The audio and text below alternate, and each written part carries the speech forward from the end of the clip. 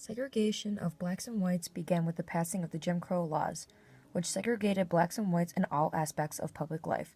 This included public schools, waiting rooms, and drinking fountains. The Jim Crow laws were upheld in the case of Plessy versus Ferguson, in which it was decided that segregation was okay as long as there was equality.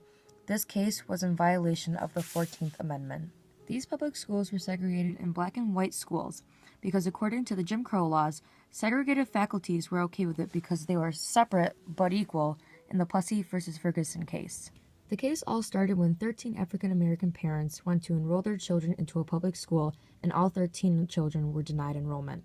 The first parent to speak up to the board was Oliver Brown, hence why the case is called Brown versus Board of Education. So now, what is segregation? Segregation is the separation of black and whites, and it all started when the African Americans were enslaved after the Civil War.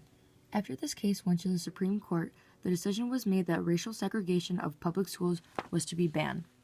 The reasoning to why the court decided to ban school segregation was because even though everyone agreed with the Plessy versus Ferguson separate but equal requirement, most schools ignored it and neglected black students. But now today, because of the Constitution, black and whites are no longer separate and they are 100% equal.